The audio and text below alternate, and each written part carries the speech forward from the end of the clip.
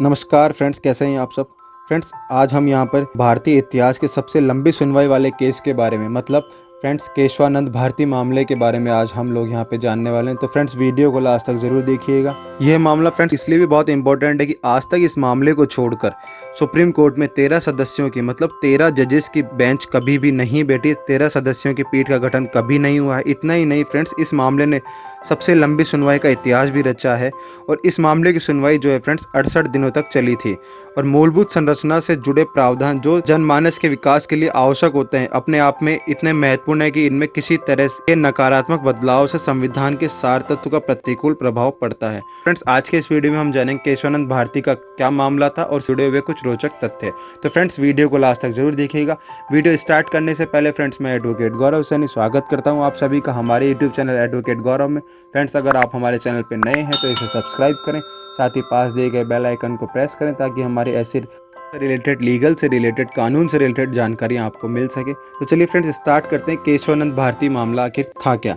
इसमें सबसे पहले आपको मैं बताऊं फ्रेंड्स, भारती एंड अन्य बनाम केरल राज्य एंड अन्य मामले में सर्वोच्च न्यायालय का निर्णय इतिहास की एक ऐसी घटना है जो कल्पना से भी फ्रेंड्स परे है। इसमें फ्रेंड्स ऐसा भी कहा जाता है कि इस निर्णय ने भारत के संविधान की रक्षा की और भारत में अधिनायकवादी शासन और एक दलीय सरकार के शासन को आने से रोका था।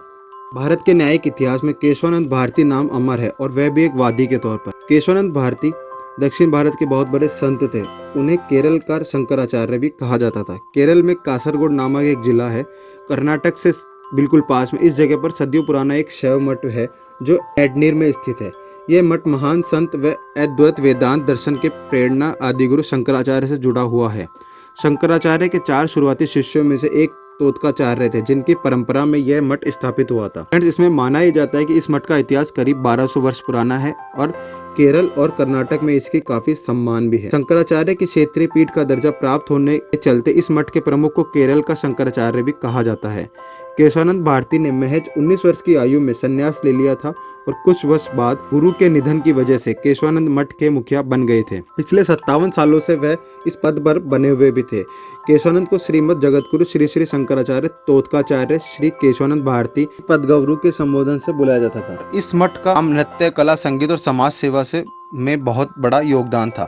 भारत की नाट्य और नृत्य परंपरा को बढ़ावा देने के लिए भी इस मठ के कई स्कूल और कॉलेज चल रहे थे। इसके अलावा यह मठ सालों से कई तरह के व्यवसायों को भी संचालित करता था। तो 70 के दशक के आसपास कासरगोड में इस मठ के आसपास हजारों एकड़ जमीन थी और 1972 में केरल भूमि सुधार अधिनियम आया और इससे समाज के आर्थिक विषमताओं को कम करने के मकसद से लाए गए इस कानून के तहत जमींदारों और मठों के पास मौजूद हजारों एकड़ की जमीन अधिग्रहित कर ली गई। इसमें एनडीआर मठ की संपत्तियां भी थी। मठ के सैकड़ों एकड़ जमीन को सरकार ने अपने कब्जे में ले लिया और इसके बाद एनडीआर मठ प्रमुख स्वामी विवेकानंद भारती ने सरकार के इस फैसले को अदालत में चुनौती दी और हाईकोर्ट में दायर याचिका में केशवानंद भारती ने अनुच्छेद 26 का हवाला देते हुए मांग की कि उन्हें धार्मिक संपदा का प्रबंधन करने का मूल अधिकार दिया जाए।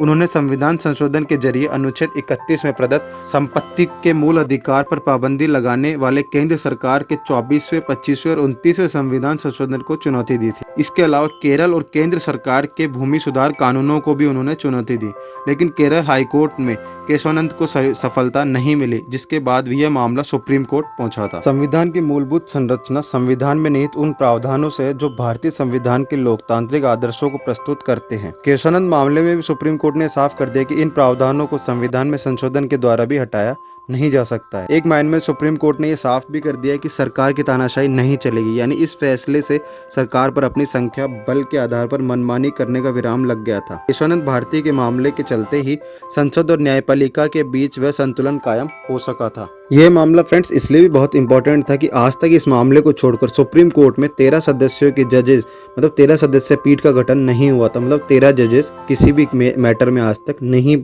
बैठे हैं। 13 जजेस किसी भी मैटर में नहीं हुए हैं।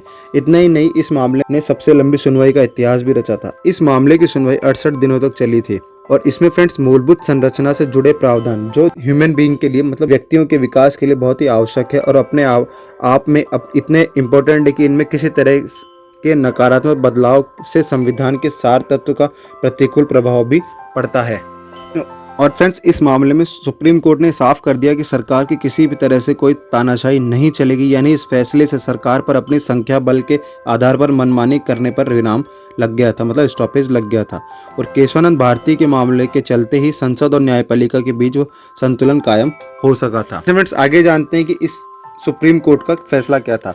उस वक्त सुप्रीम कोर्ट में 13 ही जज थे और सभी के सभी जजों को इसमें शामिल किया गया था।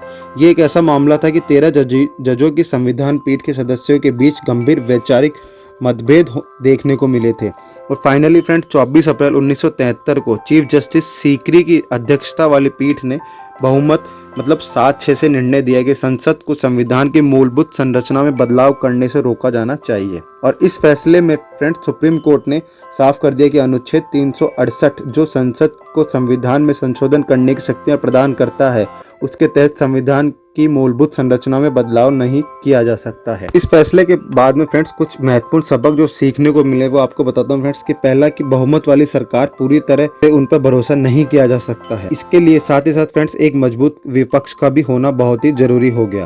और इसके बाद में फ्रेंड्स यदि नियंत्रण और संतुलन की कोई संस्था न हो, शक्तिशाली केंद्र सरकार अत्याचारी बन जाती है। न्यायाधीशों को साहस दिखाना चाहिए क्योंकि वे अपने फैसले से लाखों लोगों का दिल जीत लेते हैं और उनको साहसिक फैसलों के लिए याद भी किया जाता है। इसी के साथ ही साथ फ्रेंड्स एक वकील की कड़ी मेहनत ने न्यायाधीशों के साथ मिलकर भारत में लोकतंत्र को बचाया था।